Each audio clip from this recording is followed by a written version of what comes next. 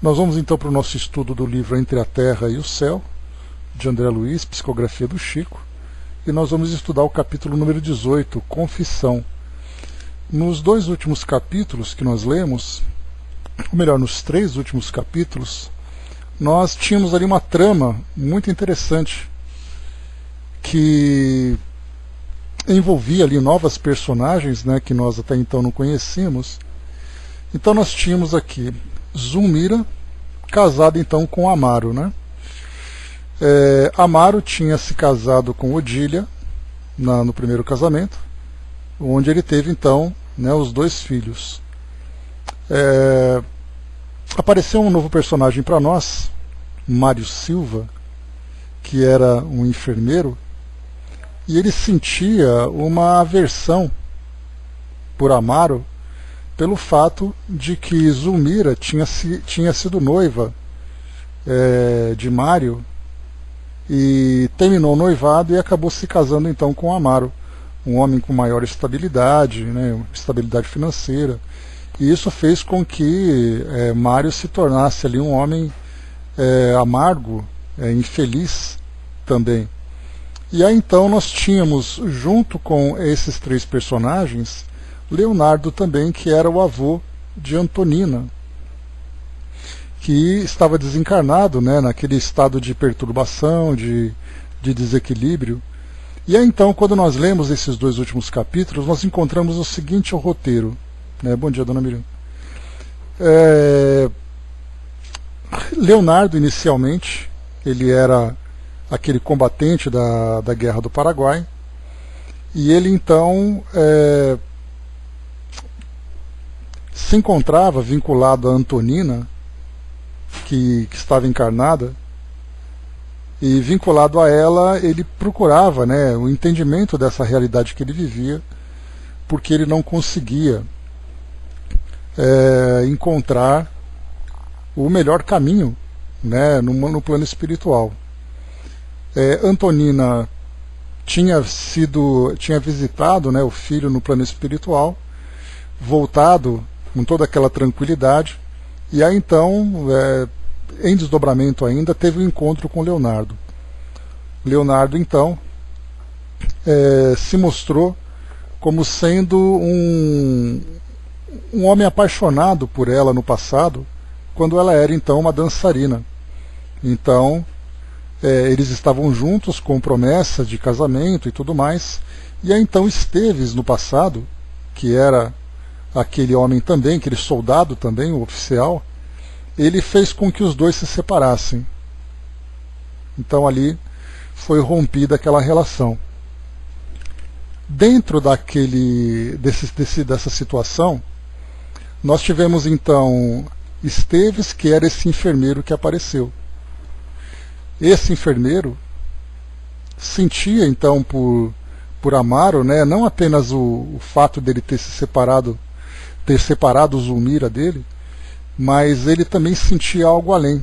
Então nós tivemos no passado todas essas personagens se encontrando. Então vamos lá.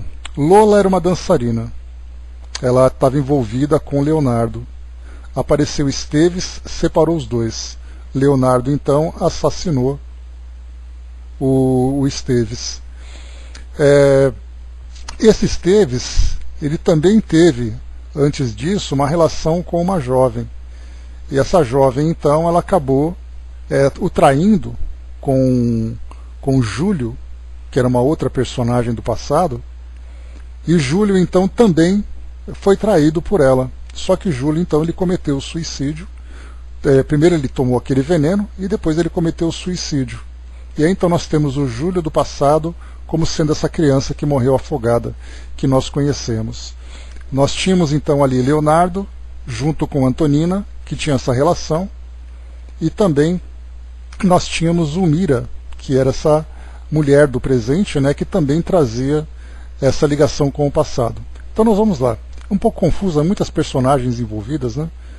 Então nós vamos aqui agora buscar um pouquinho desse regresso, porque Clarencio, junto com André Luiz e Hilário, juntaram todas as personagens, agora, né, em desdobramento, e fazendo com que elas recuperassem as lembranças para poder dissolver todo aquele ódio que se encontrava muito presente. Só para a gente lembrar aqui, Andréia, para não misturar muito, aqui nesse capítulo anterior, no número 17, nós temos aqui algo bastante resumido, né? Então, por exemplo, Mário Silva, que era o Esteves do passado, que foi aquele que foi assassinado, Mário Silva encontrou aqui em desdobramento, encontrou Leonardo Pires, reconhecendo-o como sendo seu assassino. E ele coloca assim para nós, né? Como poderia esquecê-lo assim tão infantilmente? Como não rememorar? Disputávamos a mesma mulher.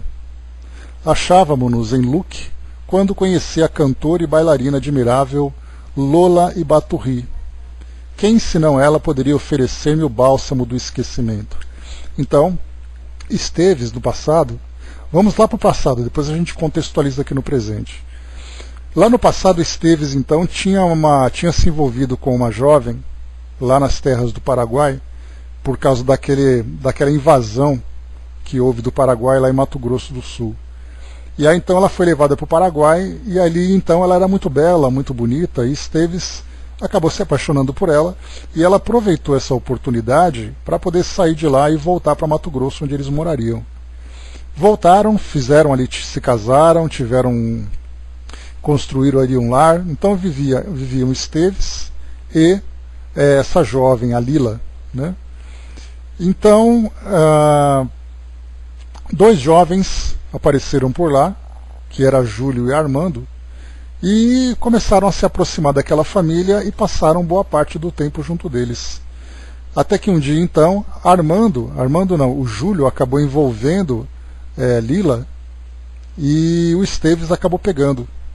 E ele ficou inconformado, e a Lila jogou na cara dele que só tinha se aproveitado do casamento para poder sair daquele lugar lá do Paraguai e tudo mais, e ele não suportou, né? E ele fugiu de lá, ele foi embora. E ele precisava de um novo amor para poder esquecer aquela traição que ele sofreu. Foi aí então que ele encontrou Lola, que é essa dançarina, só que ela já estava comprometida. Leonardo havia ido para a guerra e ela tinha ficado em casa. Só que onde ela estava, ela era muito infeliz e ela acabou se tornando essa dançarina. Aqui fala bailarina, dançarina, mas dá uma ideia, talvez alguma coisa também de prostituição. Esteves acabou, vai com Deus, Didman. Esteves então acabou encontrando nela, né, aquela âncora para poder aliviar seu coração, e não preocupado se ela estava casada ou não com Leonardo, acabou então traindo. Foi então que Leonardo tramou o assassinato de Esteves, porque percebia que ele era ali o seu inimigo, né? Esteves então acabou desencarnando através desse veneno. Aí então depois, o que aconteceu? Todos desencarnaram, passou aquele tempo, isso aconteceu mais ou menos há mais de 100 anos, e no presente Lola veio como Antonina e Leonardo veio como o avô dela. Leonardo desencarnou, Lola se manteve ali com equilíbrio, uma pessoa com dignidade e tudo mais, e Leonardo se aproximou dela e ficava ali sempre próximo. Aquela moça inicialmente, que tinha se casado com Esteves lá no Paraguai, ela tinha ficado com Júlio, que era um daqueles dois jovens. Júlio então também foi traído por ela, junto com Armando. Ele não suportou, aí então ele tomou aquele corrosivo, depois ele cometeu suicídio e reencarnou como sendo a criança. E Armando era o homem que ficou com aquela jovem, né? E então nós vamos contextualizar. Essa Lila é a mesma Zulmira, e ao mesmo tempo nós temos também Amaro, que é o que vem casado com Zulmira, que é aquele Armando do passado. Esses são todos os personagens que a gente tem. Então nós conhecemos aqui a história de Esteves, que conta aqui toda a sua revolta, toda a sua infelicidade, e agora a gente vai ouvir a história de Amaro, né, que é Lina, na verdade, não Lila. Então a história de Amaro agora nessa confissão, porque foi colocado aqui no finalzinho do capítulo 17. Silva, que era Mário Silva, né, que era o Esteves do passado. Deixa eu voltar aqui um pouquinho, mais um parágrafo.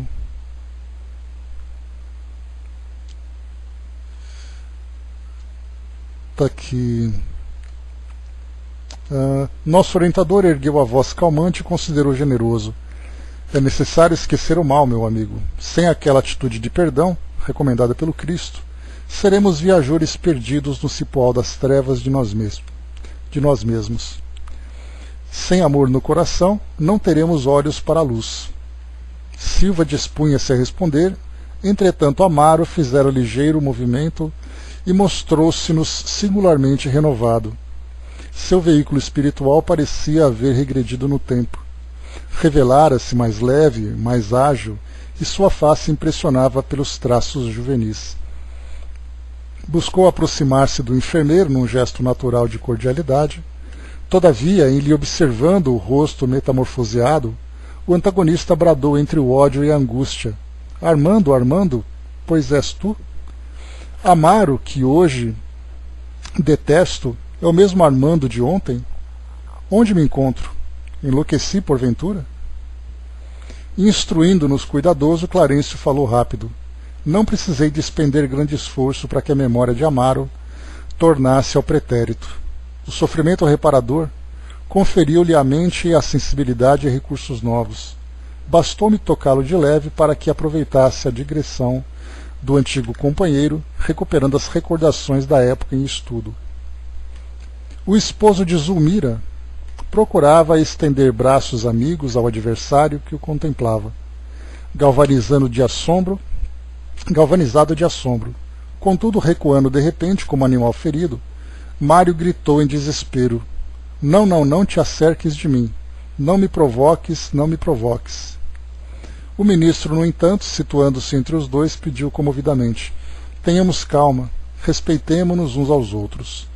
E, dirigindo-se particularmente ao enfermeiro, determinou sem afetação: Agora é o momento de nosso amigo. Comentaste o pretérito à vontade. É indispensável que Amaro fale por sua vez. A justiça, em qualquer solução, deve apreciar todas as partes interessadas. Contudo, pela força moral da advertência, Mário calou-se, e voltados então para o ferroviário, que era Amaro, que se fizera mais simpático pela serenidade de que se investira, continuamos a escuta. Então vamos lá agora para a gente acompanhar um pouquinho mais dessa trama, né? Então, lembrando que Amaro era Armando, foi ele que ficou então com Lina, que depois se tornou Zulmira. Bom dia, Osmar. Amaro, cujo semblante, aqui capítulo 18, confissão. Amaro, cujo semblante exibia os sinais de renovação a que nos reportamos, começou a dizer comovido: Sim, recordo-me perfeitamente. A madrugada do ano bom de 1869 ficou marcada para sempre em nossa memória.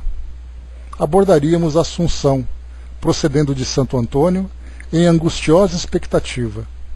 A curiosidade abafava a exaustão. Lembro-me de que, antecedendo-se ao desembarque, Esteves procurou-nos solicitando-nos o concurso fraterno para a solução de um problema que reputava importante para o futuro que o aguardava. Éramos 3 amigos inseparáveis na caserna, e achávamos-nos os 3 juntos, ele, Júlio e eu. Então, no passado, Esteves, Armando e Júlio. Na incerteza das ocorrências que nos esperavam, pedia-nos, na hipótese de perecer em combate, notificar sua morte à jovem Lina Flores, que conhecera dias antes em Vilheta. Referiu-se entusiástico ao amor que os ligava e aos projetos que formavam, considerando o porvir. Preocupados com a aflição do companheiro, reconfortamo-lo com palavras de compreensão e esperança, colocando-nos em guarda. A capital paraguaia, porém, revelava-se fatigada e desprevenida. Jamais ouvidei a gritaria dos nossos, triunfantes em se vendo seguros sobre a presa, criando aflitivos problemas para as autoridades. Revejo ainda a fisionomia risonha de Esteves, quando se reconheceu são e salvo. Em breve, comunicava-nos o consórcio. Ninguém realmente podia casar-se em companhia, mas o enlace efetuou-se as ocultas, sob a bênção de um sacerdote e com a tolerância dos dirigentes da ocupação, atendendo-se à circunstância de que a noiva era uma pobre menina brasileira desde muito aprisionada. Amaro fez pequena pausa, recobrando energias, e continuou. Recordo-me de que Júlio e eu fomos em visita ao lar de Esteves pela primeira vez em fevereiro do mesmo ano. Contudo, colocados à frente de Lina, ambos nos sentimos incompreensivelmente ligados àquela jovem, bela e simples, cuja presença exerceu de imediato sobre nós intraduzível atração. Guardei comigo a surpresa que me possuía, mas Júlio, impulsivo e irrequieto, veio a mim extravasando o coração. A esposa de Esteves dominara-lhe a mente de súbito. Se pudesse haver chegado antes do companheiro, acentuável namorado não lhe cederia o lugar. Sustentava a impressão de que Lina já lhe havia surgido em sonhos. E desse modo várias vezes repetiu confidências que me tocavam as fibras mais íntimas. Anotando-lhe o estado d'alma e reconhecendo o direito de Esteves sobre a mulher que desposara, tentei retrair-me. Calquei o sentimento e procurei o ouvido necessário. A paixão de Júlio era demasiado forte para resignar-se. Insinuou-se junto à recém-casada, cobriu-a de gentilezas e provavelmente, quem sabe. Nas vicissitudes da guerra e quase criança para guardar-se, como era preciso nas responsabilidades do casamento, Lina envolveu-se nas atenções do rapaz, fazendo-lhe concessões. Recordo-me do dia em que Esteves me procurou, desolado, comentando o golpe que recebera. Chorou debruçado nos meus ombros. Desejava desaparecer, aniquilar-se. Fiz-lhe observar, porém, a inoportunidade de qualquer violência. Enfermeiro bem conceituado e protegido do conselheiro Silva Paranhos, nosso embaixador em missão extraordinária junto às repúblicas do Prata, não lhe seria difícil a retirada de Assunção. Então a gente lembra que Mário Silva, que era o Esteves, também era enfermeiro no passado, só que naquele caso enfermeiro de campanha. E aqui no presente, naquele presente, enfermeiro, enfermeiro como profissão. Assim aconteceu.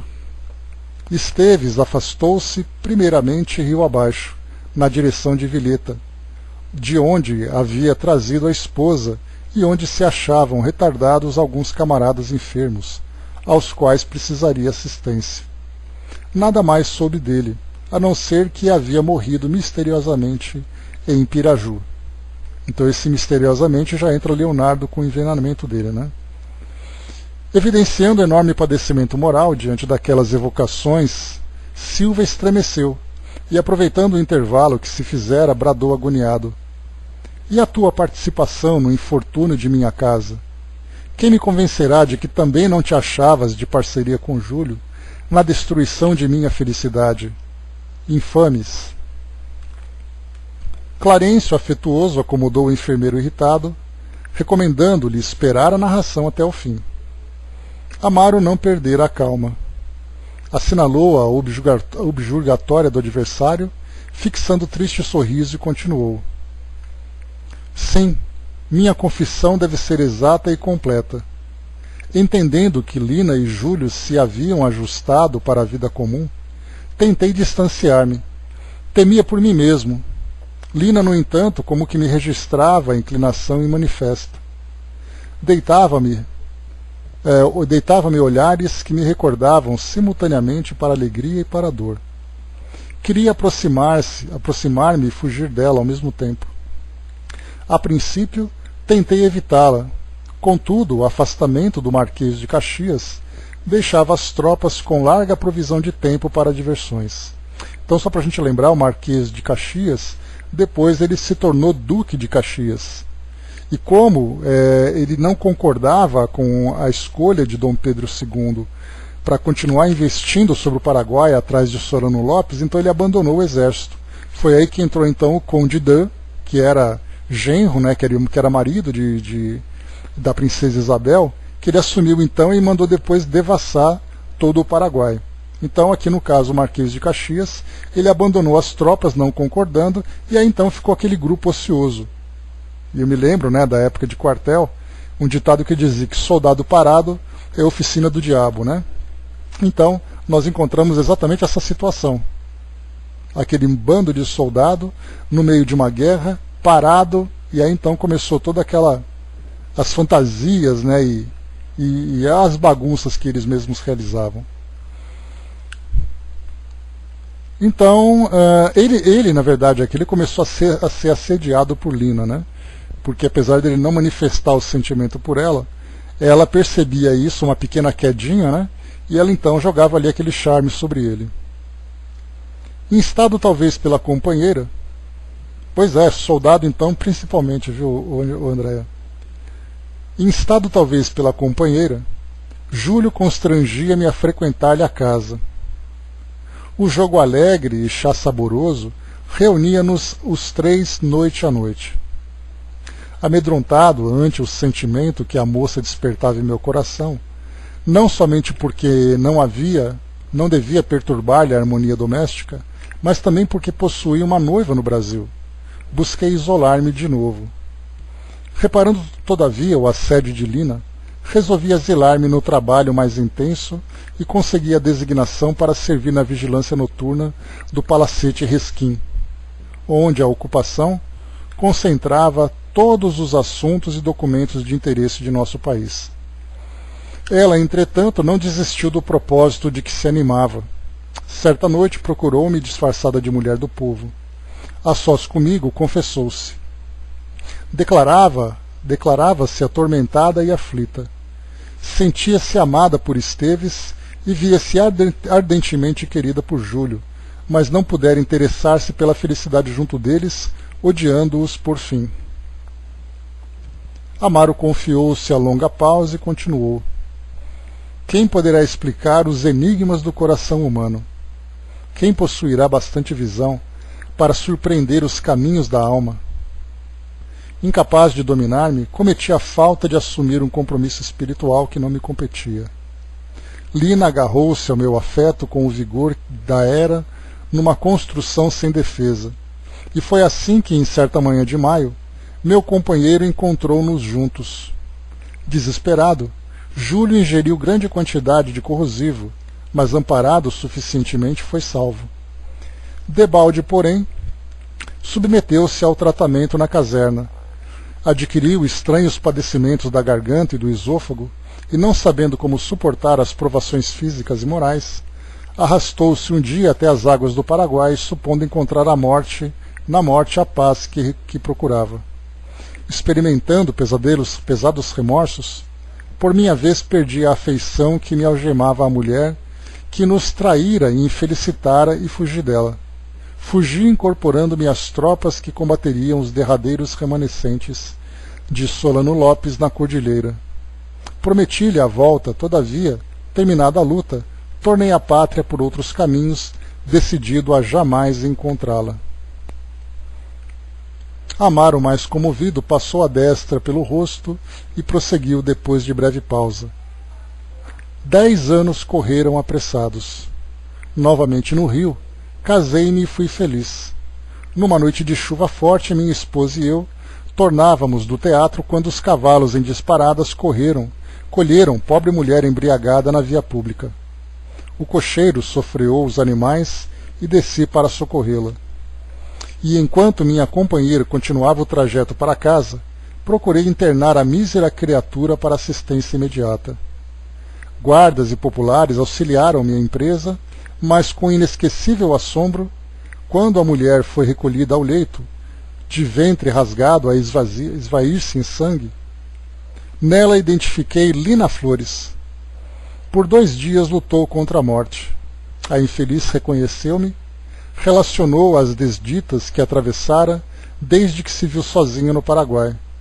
Esclareceu que viera ao Rio à minha procura e emocionou-me com a narração do drama angustioso em que vivia, tentando a recuperação da felicidade que perdera para sempre. Morreu revoltada e sofredora, amaldiçoando o mundo e as criaturas. Amaro interrompeu-se titubeante. Mário Silva, estupefato, fixava-o entre o desespero e o pavor. Notava-se que o ferroviário esforçava-se em vão para reaver novas faixas da memória. Nosso instrutor, contudo, afagou-lhe a fronte, envolvendo-o em renovadas forças magnéticas, e perguntou: onde voltaste a vê-la? O interpelado esboçou o sorriso de quem recolhera a resposta em si mesmo e informou: sim, reencontrei-a na vida espiritual. Achava-se unida a Júlio em aflitivas condições de sofrimento depurador. Compreendi a extensão de meu débito e prometi ressarci-lo. Ampará-los-ia, auxiliaria os dois na senda terrestre. Lutaríamos lado a lado para conquistar a coroa de redenção. Sim, o destino. É preciso sorver os compromissos do passado, conquistando o futuro. Calou-se o esposo de Zulmira, visivelmente fatigado, mas o enfermeiro, não obstante contido pela força paternal de Clarencio, começou a chamar por Júlio, emitindo brados terríveis. Então aqui nós temos, através dessa força de atração, foi assim então que Leonardo chamou, atraiu para si o Esteves, que era Mário Silva em desdobramento, e agora eles também, fixando o pensamento em Júlio, também nesse caso, traria ali, atraindo-o para aquela região onde eles se encontravam. Capítulo 19, Dor e Surpresa. Júlio, comparece, covarde, bramia o enfermeiro possesso. E percebendo talvez a simpatia que Amaro nos conquistara, a face da serenidade com que suportava a situação, prosseguiu invocando o revel. Comparece para desmascarar o patife que procura comover-nos. Júlio, odeio-te, mas é necessário apareças. Acusa teu desalmado assassino. O ministro procurava contê-lo, bondoso, mas Silva, como o potro indomesticado, gesticulava a esmo e continuava conclamando: Júlio. Sim, Júlio não respondeu à chamada. Entretanto, alguém surgiu, surpreendendo-nos a atenção. A irmã Blandina, em pessoa, qual se fora nominalmente intimada, estacou junto de nós. Nós lembramos que irmã Blandina é aquela jovem que vivia lá no lar da bênção, cuidando das crianças, em especial cuidando do Júlio. Então temos aqui mais uma personagem entrando na história, vamos ver. Envolvidos na doce luz que nos banhou, de improviso, aquietamo-nos perplexos, à exceção de Clarencio, que se mantinha calmo, como se aguardasse semelhante visita. Depois de saudar-nos, Blandina rogou humilde: Irmãos, por amor a Jesus, atendei. Temos Júlio sob a nossa guarda. Acha-se doente, aflito. Vossos apelos individuais alteram-lhe o modo de ser. Poderia colocar-se mentalmente ao vosso encontro, contudo atravessa agora difíceis provas de reajuste. Veio implorar-vos caridade. Compadecei-vos de quem hoje se esforça por olvidar o que foi ontem, para regenerar-se amanhã com eficiência. Havia tanta aflição e tanta ternura naquela rogativa, que a vibração do ambiente modificou-se de súbito. Comecei a entender com mais clareza a trama obscura do romance vivido que abordávamos. Júlio, o menino doente, era o companheiro que voltava na condição de filho do amigo com quem outrora se desaviera. Não pude, porém, alongar divagações, porque Silva, provavelmente revoltado contra a emoção que nos assenhorava o espírito, passou a reclamar de novo. Anjo ou mulher, não lutarei contra o sortilégio, não lutarei, mas preciso arrojar esse bandido ao despenhadeiro que merece por suas deslavadas mentiras. Que Júlio permaneça no céu ou no inferno, sob a custódia dos arcanjos ou dos demônios. Todavia, exijo que a verdade surja inteira. Recorra ao testemunho de Lina, que Lina compareça, que ela deponha. Se nos achamos aqui, convocados pelo destino, que nos algema uns aos outros, que a pérfida mulher seja ouvida igualmente. Nosso instrutor, assumindo a chefia espiritual do grupo, Convidou com energia e brandura. Lina, encontra-se tão longe de nós. Entremos. Lina encontra-se não longe de nós. Entremos. A determinação foi obedecida. Na penumbra do quarto que já conhecíamos, a segunda esposa de Amaro jazia subjugada pela outra. Enquanto Odila se nos afigurava mais rancorosa e mais dura, Zulmira revelava-se mais abatida. Clarencio enlaçou Mário como um pai que recolhe um filho, carinhosamente, e apontando a enferma, esclareceu generoso. Amigo, acalma-te. Lina Flores atualmente padece na forja da luta e do sacrifício, a fim de recuperar-se. Apaga a labareda de ódio que te requeima o coração. Deixa que nova compreensão te beneficie a alma ulcerada. Não nos cabe prejudicar o caminho de quem procura a regeneração que lhes é necessária. Ante o olhar de Mário, espantadiço e agoniado, o ministro considerou. Lina, hoje com imensas dificuldades, tenta alcançar a altura do casamento digno e, superando tremendos obstáculos, constrói os alicerces da missão de maternidade para a qual se encaminha. Ajudemo-la com as nossas vibrações de compreensão e carinho. Quando amamos realmente, antes de tudo é a felicidade da criatura amada que nos interessa. Nosso grupo avançou algo mais. Junto de nós, Blandina mantinha-se em prece. O orientador abeirou-se da doente com atenção respeitosa e mostrou-lhe o rosto ossudo e triste ao enfermeiro, que ao reconhecê-la bradou aterrado. Zulmira, então é Lina que volta? O ministro acariciou-lhe a cabeça e informou conciso. Sim, regressou em companhia de Armando em dolorosas reparações. O consórcio para eles não foi o Castelo de Flores de Laranjeira, mas sim uma associação de interesses espirituais para o trabalho regenerativo.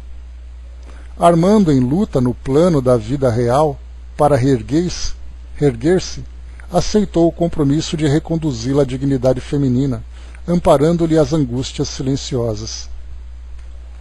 Estupefato, Silva exclamou cambaleante. Quer dizer então que Zulmira me traiu 2 vezes? Ou seja, no passado e depois nesse presente, quando também rompeu o noivado, né? Não te refiras à traição, corrigiu Clarencio sem alterar-se. É incompreensível compreender, é imprescindível compreender. Armando ontem escutou apelos inferiores, incompatíveis com as responsabilidades de que se via depositário. Hoje é compelido a responder, embora constrangido, a requisições de natureza edificante, às quais, em verdade, não lhe será lícito fugir. Lina Flores reclama alguém que a recambie ao serviço renovador, a fim de que se habilite a auxiliar Júlio devidamente. Todos somos devedores uns dos outros. As almas aprimoram-se grupo a grupo, à maneira de pequenas constelações, gravitando em torno do Sol Magno, Jesus Cristo. Como um astro que se distancia do núcleo em que se integra, abandonaste a órbita de velhos companheiros de evolução, caindo pelas vibrações de afetividade e ódio, no centro de forças em que Leonardo Pires e Lola e Barruri aguardavam-te a precisa cooperação, de modo a se libertarem perante a lei. Amaro, noutro tempo, separou Zulmira e Júlio, estabelecendo espinheiros dilacerante entre os dois.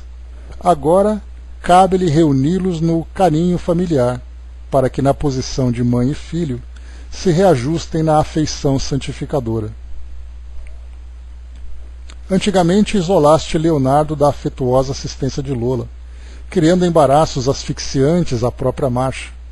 Prepara-te na fé para congregá-los de novo no templo doméstico, igualmente na condição de filho e mãe, de maneira a se redimirem para a bênção do amor puro.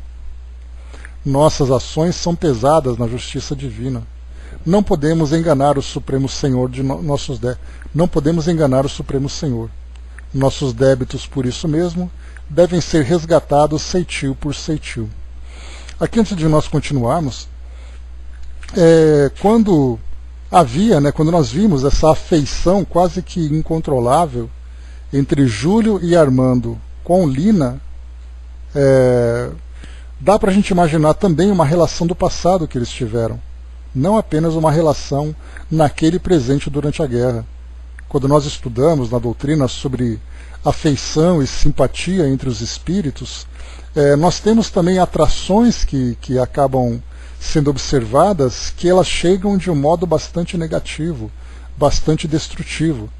Espíritos que se ligaram por interesses, por viciações, por tendências semelhantes, se reencontram num determinado momento, em novas existências, e não significa necessariamente que eles vão se corrigir. Armando procurava naquele passado fazer todo o possível para se manter distante daquela relação, tanto do primeiro casamento de Lina com Esteves, como daquela ligação com Júlio.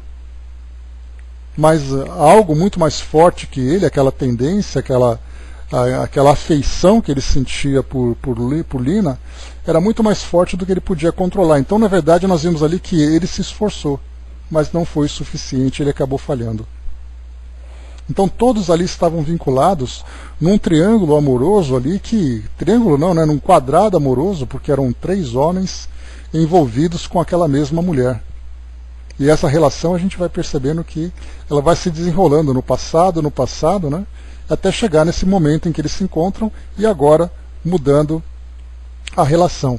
E o detalhe importante também, quando nós falamos sobre planejamento reencarnatório, se nós tivéssemos, como aconteceu naquele momento da guerra, uma mulher com 3 homens, numa relação absolutamente natural entre homens e mulheres, podia surgir ali sentimentos, atrações e tudo mais. Nesse caso que nós vemos agora aqui, nesse planejamento novo, em que Lina, como Zulmira agora, ela receberia Júlio como filho. No passado eram amantes, e agora vieram como filho, só que com sentimento de rejeição, porque assim ela rejeitou Júlio no passado. Então nós vemos que muitas configurações das relações do presente, mãe e filho, irmãos, pais, parentes próximos, pessoas distantes, cada tipo de relação favorece um tipo de aproximação. E é exatamente esse tipo de aproximação que vai determinar o sucesso ou a infelicidade de cada um deles. Eles precisavam estar juntos, mas dependendo da forma como eles se aproximavam, isso poderia gerar uma situação bastante constrangedora. Exato, Andréia? Essa teia de areia mista que você coloca, todo mundo preso a todo mundo. E aí então não significa que eles seguiriam para o futuro todos vinculados para todo sempre. Eles se aproximariam ali até o momento em que se desfizesse essa relação.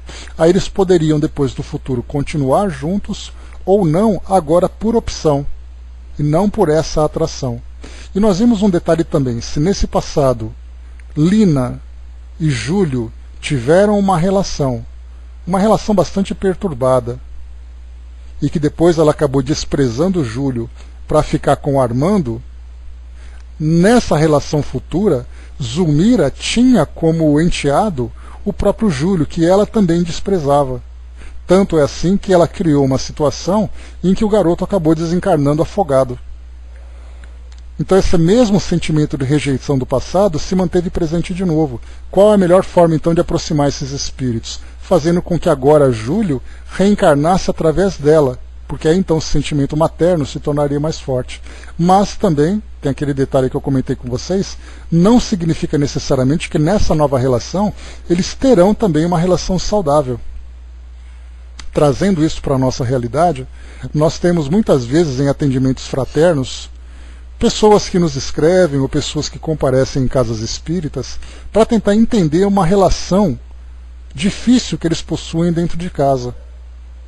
Nós recebemos há pouco tempo uma jovem que dizia assim: eu queria entender por que meu pai me odeia tanto.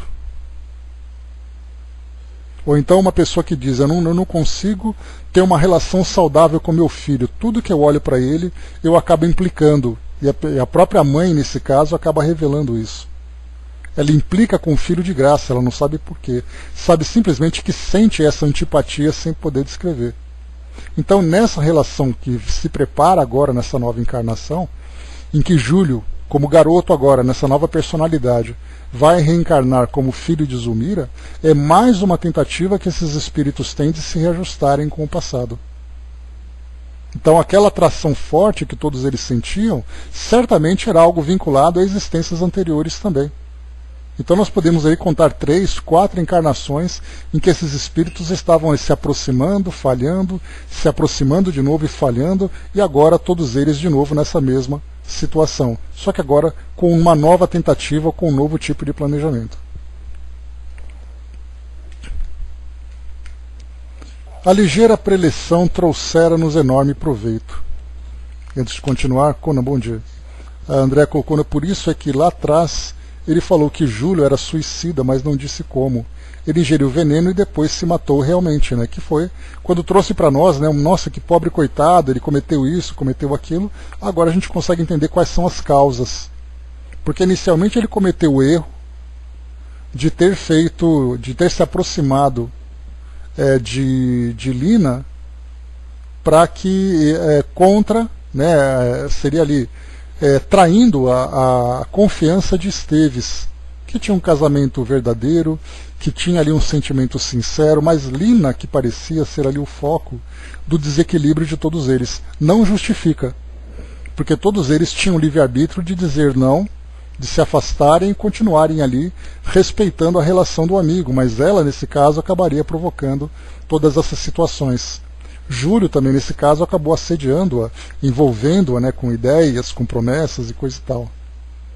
Então todos eles ali ligados por esse sentimento. Amaro dobrara a cerviz, revelando-se disposto a obedecer os ditames da natureza superior, fossem como fossem. Silva, no entanto, não parecia desperto para as verdades que Clarencio pronunciara. Hipnotizado na contemplação da mulher querida, demonstrava-se indiferente. Depois de fitá-la absorto entre o carinho e a aversão, quebrou a inquietude que envolvera o recinto, rugindo desesperado.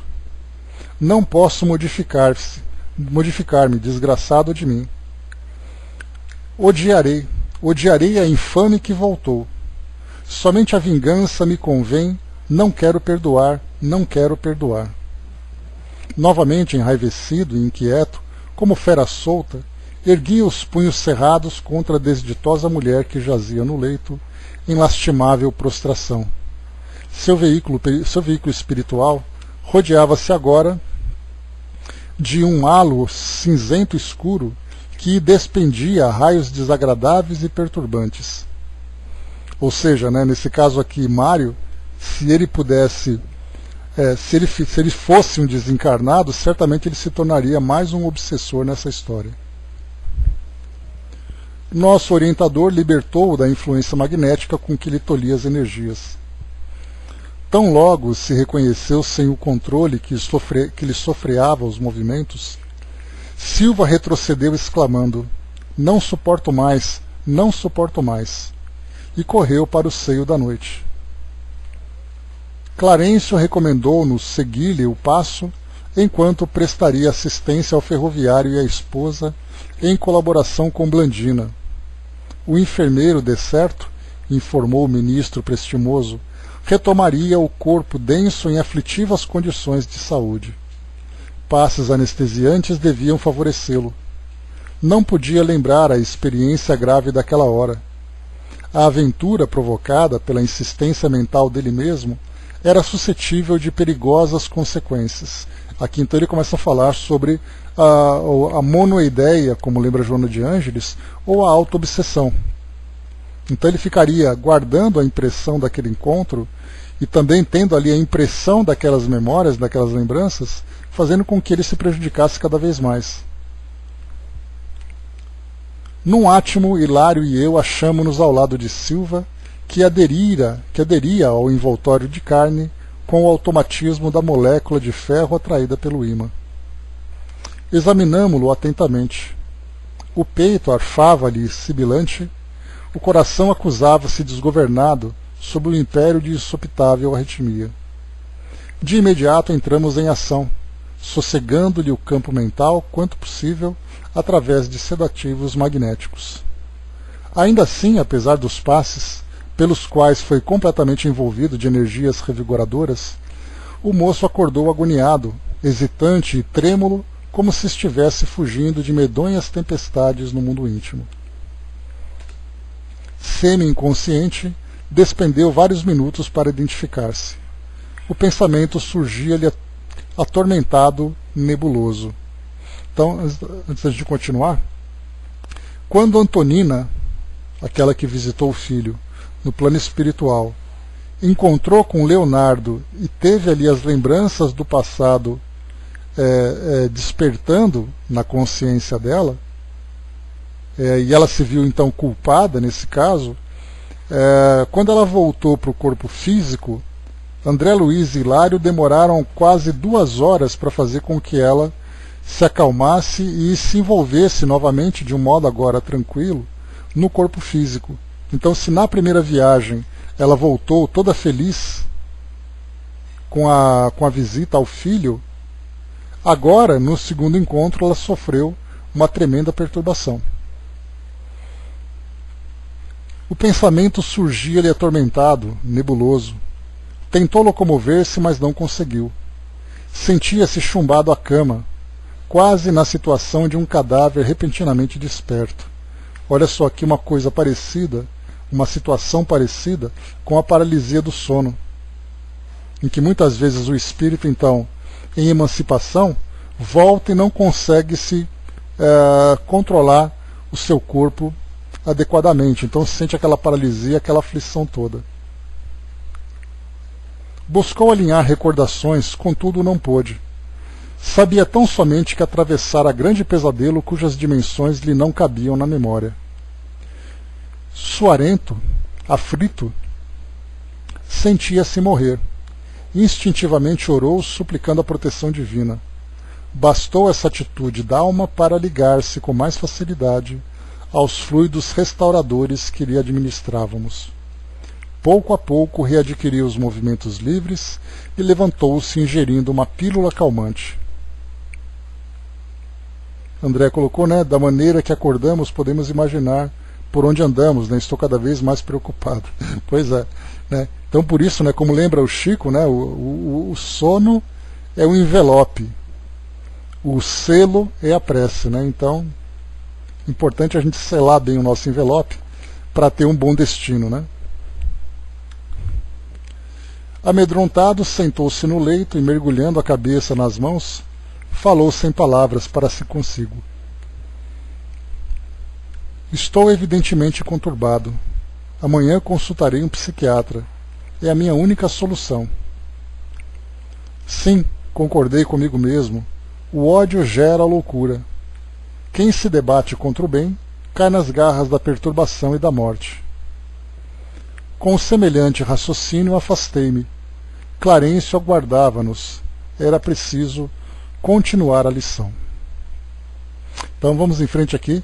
A gente viu, Sandra, bom dia. A gente viu aqui que esses 2 capítulos, como era muito mais narrativa, a gente teve pouca coisa doutrinária para tratar, mas o que foi tratado deu para a gente poder contextualizar tudo isso. Então a gente segue aqui para o capítulo número 20, Conflitos da Alma. Vamos ver aqui para onde vamos. Voltando à residência de Amaro, ainda conseguimos observá-lo fora do veículo denso, em conversação com Odila, sob o amparo direto de nosso orientador. Então Amaro e Odila, o casal, nesse caso se reencontrando no plano espiritual. Ele se mostrando mais equilibrado e ela ainda na condição de uma obsessora. A primeira esposa do ferroviário, identificando o marido, provavelmente com o auxílio de Clarencio, abandonara Zulmira por instantes e ajoelhara-se-lhe aos pés, rogando súplice. Amaro, expulsa, corre com essa mulher de nossa casa. Você, Sandra, tudo jóia? Corre com essa mulher de nossa casa. Ela furtou a nossa paz, matou nosso filho, prejudica a Evelina e transtorna-te. Apontando a enferma com terrível olhar, acentuava. Por que retens semelhante intrusa? O interpelado, muito triste, esforçava-se por dirigir a atenção no rumo de nosso instrutor, mas talvez torturado pelo reencontro com a primeira mulher, mal-humorada e enfurecida, perdera a serenidade que lhe caracterizava habitualmente o semblante. Enquanto junto de nós, versando os problemas de ordem moral que lhe absorviam a mente, sustentara a calma invejável, com aristocrática penetração nos problemas da vida, ali perante a mulher que lhe dominava os sentimentos, revelava-se mais acessível ao desequilíbrio e à perturbação. Mostrava-se interessado em responder às objurgatórias, que ouvia, entretanto, extrema palidez fisionômica denunciava-lhe agora a inibidora emoção. Situado entre Odila e Zulmira, parecia dividir-se entre o amor e a piedade. A genitora de Evelina prosseguia gritando com inflexão enternecedora. No entanto, imóvel, o marido assemelhava-se a uma estátua viva de dúvida e sofrimento. Esperava que o nosso orientador, qual acontecera minutos antes com o ferroviário, reconduzisse a mente de Odila às impressões do pretérito, a fim de acalmar-lhe o coração, e cheguei a falar-lhe nesse sentido, mas Clarencio informou bondoso. Não convém. Nossa história cresceria demasiado por espraiar-se excessivamente no tempo. É aconselhável nossa sustentação no fio de trabalho nascido na prece de Evelina. Então olha só a volta que foi dada para chegarmos naquela prece que foi direcionada lá no início da nossa história, quando ela fez uma prece direcionada para a mãe, para Odila, que desse assistência, né, para o pai, para a madrasta e tudo mais. E aí então, como era uma prece refletida, como foi instruído lá no começo, uma prece que foi dirigida a alguém, mas esse alguém não tinha condições de atender, essa prece então foi refletida para aqueles que poderiam ajudar. Então, esse grupo, né, de Eulália, Hilário, André Luiz e Clarencio, né, se juntaram a esse grupo para tentar prestar essa assistência. E um detalhe importante também aqui, né, a gente sempre imagina que o resgate do passado, que as lembranças do passado são sempre a solução para que as coisas se resolvam. Na maioria das vezes sim, mas nem sempre. Como foi colocado aqui por Hilário, uma história que crescesse demais, né, poderia se estender ali no tempo. É desaconselhável nesse sentido. Então, fazer o trabalho de assistência emergencial, de assistência imediata. Reparando que o ferroviário manifestava estranha aflição, o ministro acercou-se dele e paternalmente afastou-o de Odila, transportando-o para o leito em que seu carro físico repousava. A pobre desencarnada tentava agarrar-se a ele, clamando em desconsolo. Amaro, Amaro, não me abandones assim. O relógio carrilhão da família assinalava 3 da manhã. O dono da casa acordou abatido, esfregou os olhos sonolento, guardando a ideia de ainda estar ouvindo o apelo que vibrava no ar. Amaro, Amaro. O abalo do reencontro fora nele muito forte. Na tela mnemônica parecia tão somente a fase última de sua incursão espiritual, a imagem de Odila, que se lhe afigurava implorando socorro. Da palestra que alimentara conosco não restava traço algum. Deixando-o entregue à lembrança fragmentária que lhe assomava à consciência como simples sonho, partimos. Então aqui também aquele ponto sempre importante. Ele pode não se recordar dos fatos que ele narrou ou que ele ouviu, mas ele acaba guardando a impressão de tudo aquilo. Então, nesse caso, nós podemos imaginar assim que ele, se lembrando, né, de tudo aquilo que viveu no passado, de todos os atritos, e que, de certa forma, ele mantinha ali uma posição de boa vontade para poder fazer a coisa certa. Ele acabou falhando com Lina no passado, que agora é Zulmira, por uma fraqueza que surgiu, mas ele tinha aquela disposição de se manter sempre distante, mas aquela força de atração entre eles acabou se tornando mais forte. Então, como a sua consciência se mostrava equilibrada e elevada, para esse propósito, embora ele tivesse se descompensado um pouquinho nesse contato com Odila, ao despertar ele pode então ter aquele sentimento de compaixão mais intenso ainda pela esposa, agora por Zulmira, porque ele não apenas vê a esposa, mas ele tem despertado dentro dele aqueles sentimentos do passado também. Então aqui começa uma nova passagem aqui da experiência deles. A irmã Blandina solicitava-nos concurso imediato em favor do pequeno Júlio, que confiara aos cuidados de Mariana, enquanto nos buscava a companhia. Mariana, nós lembramos, era a avó de Blandina lá no lar da bênção, no plano espiritual. Valendo-me da excursão para o lar da bênção, indaguei do ministro quanto a certo enigma que me feria a imaginação.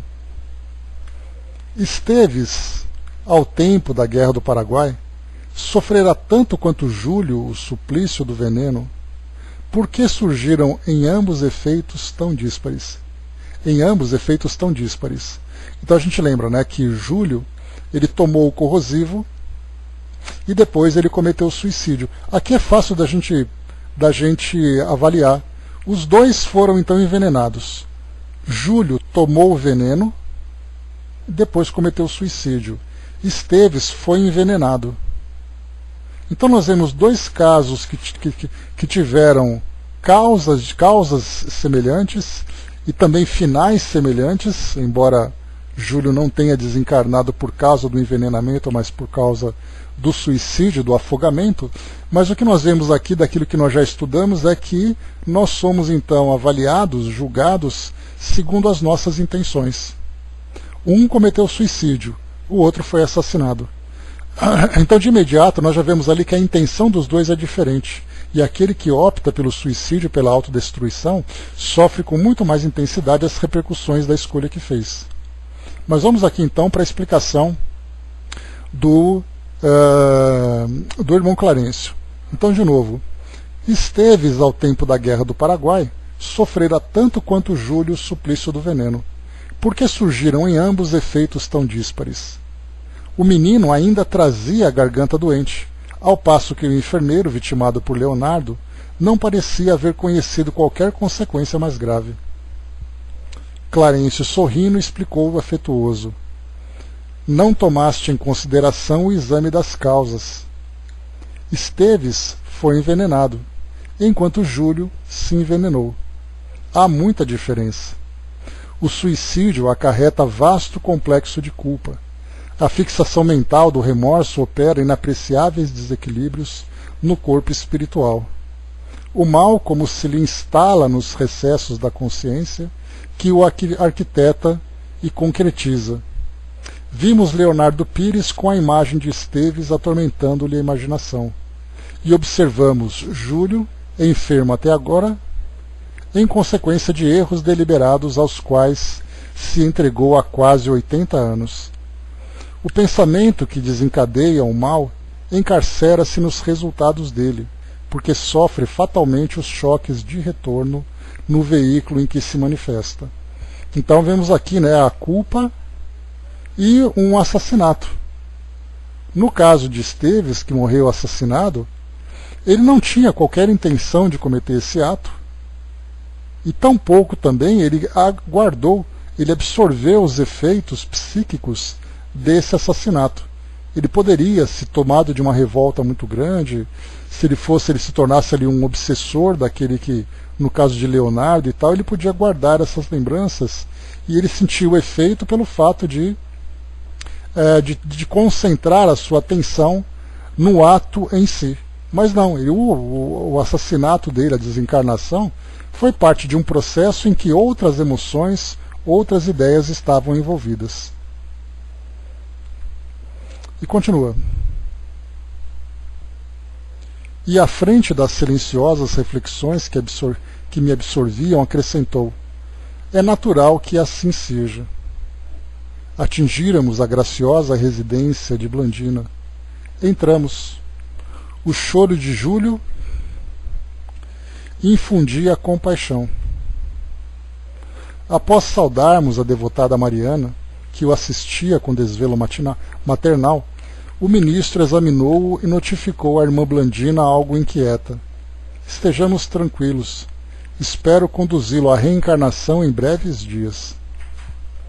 Sim, essa providência não deve tardar, considerou nossa amiga atenciosa. Assinalando-nos de certo a curiosidade, de vez que também percebia Hilário interessado em adquirir informações e conhecimentos em torno dos problemas que anotávamos de perto, o instrutor convidou-nos a observar a infortunada criança comunicando. Como não desconhecem, o nosso corpo de matéria rarefeita está intimamente regido por 7 centros de forças que se conjugam nas ramificações dos plexos e que, vibrando em sintonia uns com os outros, ao influxo do poder diretriz da mente, estabelecem para o nosso uso um veículo de células elétricas, que podemos definir como sendo um campo eletromagnético no qual o pensamento vibra em circuito fechado. Aqui para um pouquinho. Essa aqui então é a primeira vez que é citado nas obras de André Luiz a questão dos chakras, como é conhecido, né, dentro do vocabulário oriental, mas que nós chamamos então de centros de forças.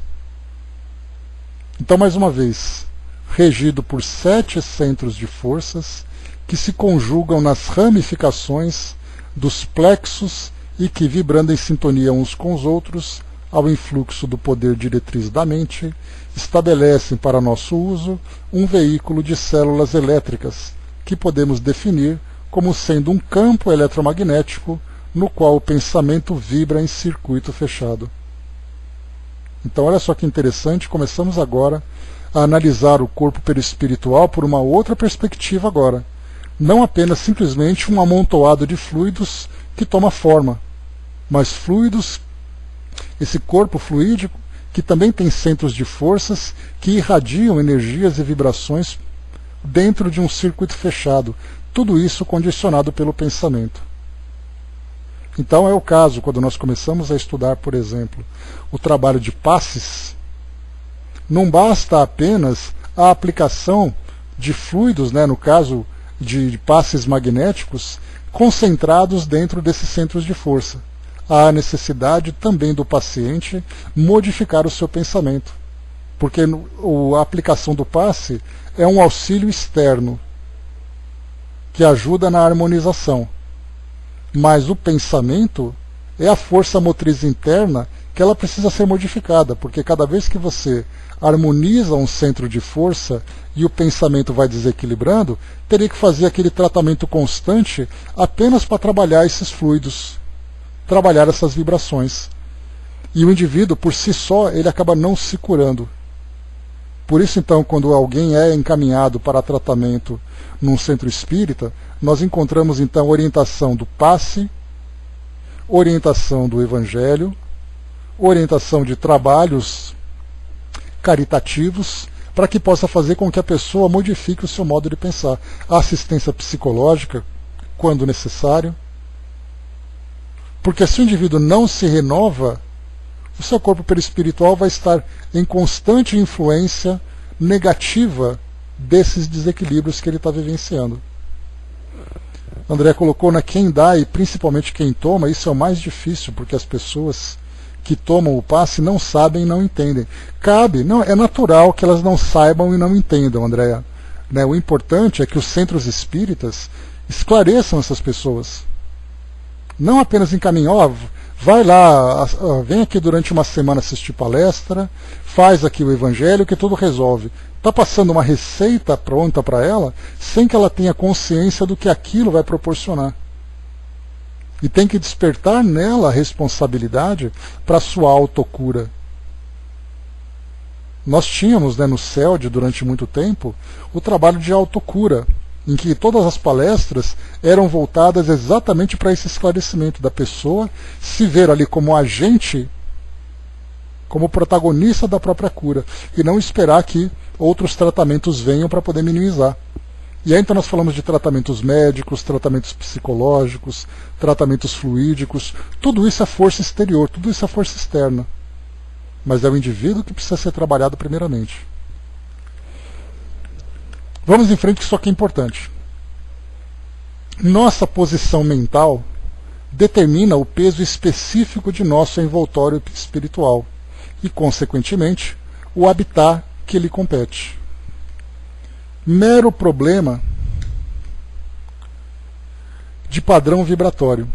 Cada qual de nós respira em determinado tipo de onda.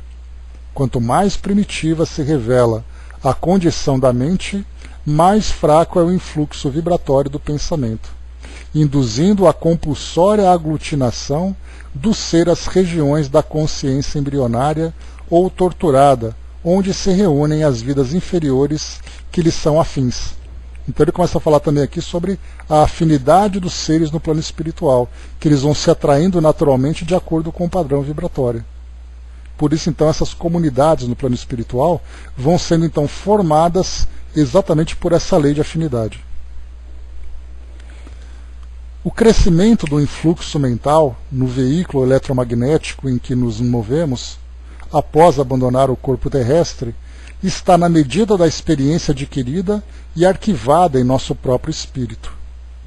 Atentos a semelhante realidade, é fácil compreender que sublimamos ou desequilibramos o delicado agente de nossas manifestações conforme o tipo de pensamento que nos flui da vida íntima. Quanto mais nos avizinhamos da esfera animal, maior é a condensação obscurecente de nossa organização. E quanto mais nos elevamos ao preço do esforço próprio, no rumo das gloriosas construções do espírito, maior é a sutileza de nosso envoltório, que passa a combinar-se facilmente com a beleza, com a harmonia e com a luz reinantes na ação divina. Então, essa instrução, que nós falamos com bastante frequência, né, a respeito do padrão vibratório, a respeito da elevação do pensamento, dos recursos que a doutrina espírita ou os recursos das nossas ciências acabam oferecendo para o nosso auxílio. Mas essa questão da atração no plano espiritual, quando nós vemos um indivíduo ligado a outros, no caso, por exemplo, do suicídio. No suicídio, o espírito fica ligado àquele grupo de indivíduos não por um castigo imposto, mas porque ele simplesmente é atraído pelo padrão vibratório em que ele se encontra. Agora, nós lembramos que há muitos espíritos que passam pouco tempo no plano espiritual, nessa condição de ex-suicidas, ligados a essas esferas inferiores, porque rapidamente ele se reconhece como espírito que cometeu o erro e apresenta então já a disposição de transformação. Então o tempo que cada um vai ficar ligado àquela esfera depende muito do seu padrão íntimo. O próprio André Luiz, durante todo aquele tempo que ele viveu naquelas regiões umbralinas, quase 8 anos preso naquela condição, e se dava exatamente por uma questão de afinidade fluídica, afinidade vibratória, na verdade. E assim que ele mostrou uma predisposição, ele já podia então ser retirado de lá, e rapidamente ele evoluiu. Ouvíamos as preciosas explicações em levados, mas Clarencio, reparando que não nos cabia fugir do quadro ambiente, voltou-se para a garganta enferma de Júlio e continuou. Não nos afastemos das observações práticas para estudar com clareza os conflitos da alma. Tal seja a viciação do pensamento, tal será a desarmonia no centro de força que rege em nosso corpo a essa ou aquela classe de influxos mentais. Apliquemos a nossa aula rápida, tanto quanto nos seja possível, a terminologia trazida do mundo para que vocês consigam fixar com mais segurança os nossos apontamentos. Analisando a fisiologia do perispírito, classificaremos seus centros de força, aproveitando a lembrança das regiões mais importantes do corpo terrestre. Temos, assim, por expressão máxima do veículo que nos serve presentemente, o centro coronário, que na Terra é considerado pela filosofia hindu como sendo o lótus de 1000 pétalas, por ser o mais significativo em razão de seu alto potencial de radiações, de vez que nele assenta a ligação com a mente, fulgurante sede de consciência. Esse centro recebe, em primeiro lugar, os estímulos do espírito, comandando os demais, vibrando, todavia, com eles em justo regime de interdependência. Considerando em nossa exposição os fenômenos do corpo físico e satisfazendo os impositivos de simplicidade em nossas definições, devemos dizer que dele emanam as energias de sustentação do sistema nervoso e suas subdivisões, sendo o responsável pela alimentação das células do pensamento e o provedor de todos os recursos eletromagnéticos indispensáveis à estabilidade orgânica. É, por isso, o grande assimilador das energias solares e dos raios da espiritualidade superior, capazes de favorecer a sublimação da alma. Logo após, anotamos o centro cerebral, contínuo ao centro coronário, que ordena as percepções de variada espécie, percepções essas que na vestimenta carnal constituem a visão, a audição, o tato e a vasta rede de processos da inteligência que dizem respeito à palavra, à cultura, à arte, ao saber.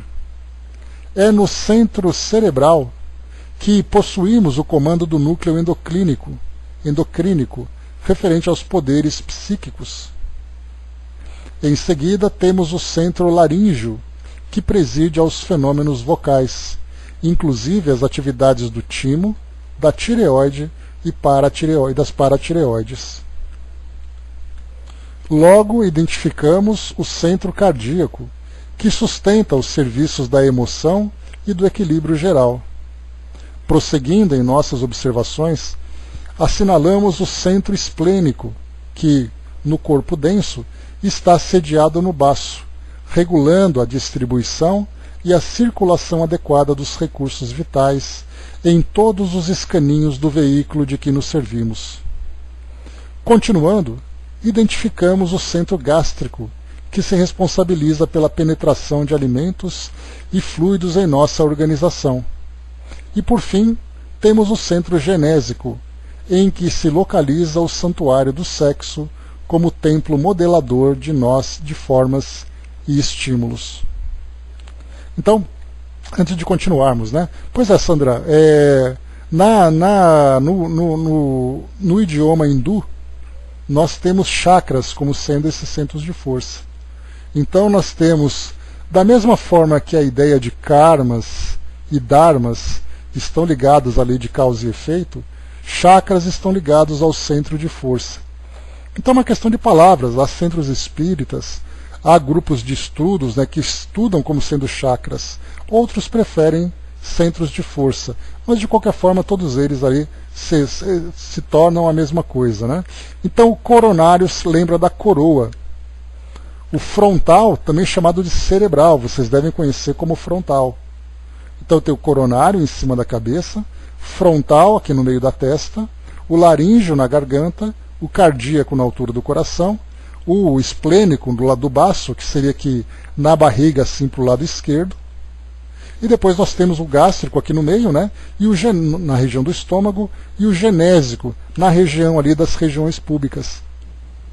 Então todos esses centros, quando apresentado aqui então por Clarencio a André Luiz, foi a partir dessas explicações que nós começamos então a desenvolver com mais qualidade os trabalhos e estudos, né, do passe, da forma que se aplica o passe, para cada caso em que esses centros de forças devem ser estimulados. Então, partiu desse trecho desse nosso livro. Deixa eu ver aqui quanto falta. Rapidamente, que só tem mais uma página. O instrutor fez pequena pausa de repouso e prosseguiu. Não podemos esquecer, porém, que o nosso veículo sutil, tanto quanto o corpo de carne, é criação mental no caminho evolutivo, tecido com recursos tomados transitoriamente por nós mesmos aos celeiros do universo, vaso de que nos utilizamos para ambientar a nossa individualidade eterna, a divina luz da sublimação, com que nos cabe demandar as esferas do espírito puro. Tudo é trabalho da mente no espaço e no tempo, a valer-se de milhares de formas, a fim de purificar-se e santificar-se para a glória divina. Clarencio afagou a garganta doente do menino, dando-nos a ideia de que nela fixava o objeto de nossas lições e aduziu. Quando a nossa mente, por atos contrários à lei divina, prejudica a harmonia de qualquer um desses fulcros de força de nossa alma, naturalmente se escraviza aos efeitos da ação desequilibrante, obrigando-se ao trabalho de reajuste. No caso de Júlio, observamo-lo como autor da perturbação no centro laríngeo, alteração que se expressa por enfermidade ou desequilíbrio a acompanhá-lo fatalmente à reencarnação. Olha só que interessante. Então ele já começa a trazer para nós aqui, no futuro dessa próxima encarnação que ele vai ter, algum tipo de afecção, algum tipo de lesão nessa região, porque ele mentalmente fixa essa ideia do envenenamento que ele mesmo causou, é a culpa que começa a se fazer presente, com essas forças concentradas na região do pescoço. E eis então que durante a reencarnação, pelo fato de ele não conseguir sublimar esse pensamento e dissolver essas energias negativas concentradas nessa região, que vai fazer com que o seu corpo físico repercuta esse desequilíbrio perispiritual. Nesse caso, nós temos então a somatização de um desequilíbrio mental. Então, em centros espíritas, em centros de tratamentos esotéricos, focam muito nessa região, nesses centros de força, para aliviar as pessoas das dificuldades que elas estão enfrentando. Então isso pode trazer tanto a somatização para um efeito imediato, como pode ser também um efeito no futuro de uma nova encarnação. O Flávio Lembrone confirma a informação do perispírito como modelo organizador biológico, né? O nosso MOB, o famoso MOB, né, que mostra exatamente o perispírito, que vai trazer, né, dentro do campo genético o seu formato, mas ele vai também trazer as influências diretas do pensamento do encarnado, ou do reencarnante. Então, mais uma vez, só que no caso de Júlio, observamo-lo como autor da perturbação no centro laríngeo. Alteração que se expressa por enfermidade ou desequilíbrio a acompanhá-lo fatalmente à reencarnação. E como sanará ele semelhante deficiência? Perguntei, edificado com os esclarecimentos ouvidos. Com a serenidade invejável de sempre, o ministro ponderou. Nosso Júlio, de atenção encadeada à dor da garganta, constrangido a pensar nela e padecendo-a, recuperar-se-á mentalmente para retificar o tônus vibratório do centro laríngeo, restabelecendo-lhe a normalidade em seu próprio favor. E de certo, para gravar com mais segurança a elucidação, concluiu. Júlio renascerá num equipamento fisiológico deficitário, que, de algum modo, lhe retratará a região lesada a que nos reportamos. Sofrerá intensamente do órgão vocal, que sem dúvida se caracterizará por fraca resistência aos assaltos microbianos. E em virtude de o nosso amigo haver menosprezado a bênção do corpo físico, será defrontado por lutas terríveis, nas quais aprenderá a valorizá-lo. Em seguida, porém, o instrutor desdobrou várias operações magnéticas, a benefício do pequeno enfermo, que se mantinha calmo, e com os agradecimentos das duas solícitas irmãs, que nos ouviam atentamente, despedimos-nos de retorno ao nosso domicílio espiritual. O Flávio lembrou, né, e aí entendemos algumas colocações de que o corpo físico seria o mata-borrão dos problemas que carregamos no perispírito, embora muitos de nós nunca conheceu esse tal mata-borrão, né? O corpo físico, ele é na verdade aqui aquele que absorve os desequilíbrios do espírito, né? Porque para nós a dor ainda acaba sendo a nossa melhor professora. Então nós vimos aqui que no caso de Júlio, ele trará então uma fragilidade na garganta, onde ele terá várias doenças relacionadas a essa região. Pode ser uma amidalite, pode ser uma laringite crônica, qualquer coisa assim que vai trazer para ele sempre muito sofrimento. E nós temos uma mensagem trazida pelo Chico, num dos seus livros, depois eu até pego para vocês aqui, é daqueles áudios que eu costumo colocar aqui de manhã, em que ele traz assim, em formas de versos, né?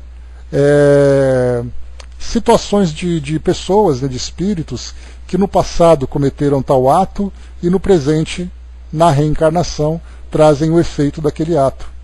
Então, ou é o indivíduo que tem aí o alcoolismo, é aquele que é o fumante, é aquele que trouxe desequilíbrios no campo neurológico, e aí então vai trazer uma repercussão. Isso é uma matemática precisa? É ali a lei de Talião? Olho por olho, dente por dente? Não. Joana de Ângeles lembra para nós que ao jogarmos um tijolo para cima, ele vai cair de volta. Mas se nós abrirmos o guarda-chuva da caridade, vai amortecer essa queda. Então o tijolo representa a nossa causa. E o efeito ele pode ser amenizado de acordo com as escolhas que o espírito faz. No caso aqui de um suicídio, é sempre algo muito trágico, é sempre algo muito problemático. E o espírito, principalmente na condição do Júlio, como uma criança recém-desencarnada, vai ter muita dificuldade para se harmonizar, pelo menos nessa fase. Mas nós vimos, no caso de Camilo, lá no Memórias de um Suicida, que ele ficou 50 anos no plano espiritual, fazendo um planejamento, em que ele apresentou ali uma perfeita recuperação. Mas, de acordo com a necessidade evolutiva dele, ele teria, na próxima encarnação, uma doença ali por volta dos 50 anos de idade, que deixaria ele cego. Como parte desse processo, né, de reabilitação espiritual. Então, nesse caso de Camilo, já é diferente do caso de Júlio. É essa fixação mental que o indivíduo traz. E várias são as situações em que nós nascemos com fragilidades no nosso corpo físico como consequência daquilo que nós vivemos no passado. Pelo fato de nós não conseguirmos sublimar os nossos pensamentos e, por consequência, dissolver a concentração desses fluidos deletérios no nosso perispírito. Então fica aqui essa nossa orientação, nós encerramos por aqui o nosso estudo de hoje. Nós temos aqui no nosso próximo encontro, deixa eu ver rapidamente aqui, no capítulo número 21, Conversação Edificante. Então, saímos um pouco, né, Flávio, dessa história de fulano ficou com Beltrano, que depois saiu com Cicrano e coisa e tal, então bagunçou tudo, né? A gente perdeu bastante da parte doutrinária para conhecer um pouco da história deles, mas era necessário, né?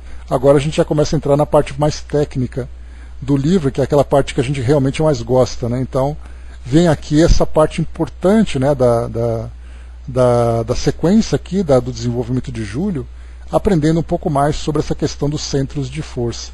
Mas nós vamos depois, né, no próximo encontro, fazer aqui uma breve recapitulação desse ponto, né, dessas orientações, para seguir depois nesse capítulo número 21. Pois é, né, entre os dramas, né, e o porquê dessas desarmonias, né, entender o drama e o porquê dessas desarmonias. É exatamente a lição que a gente tem, porque através dessas explicações a gente começa a observar o efeito da lei de causa e efeito, a aplicação dessa lei.